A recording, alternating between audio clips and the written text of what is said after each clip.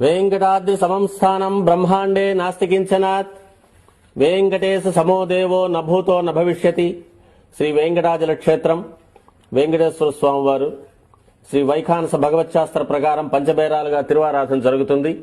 ధ్రువ కౌతుక ఉత్సవ స్నపన బలిబేరాలను విష్ణు పురుష సత్య అచ్యుత అనిరుద్ధ రూపాలుగా ఆరాధన జరుగుతుంది.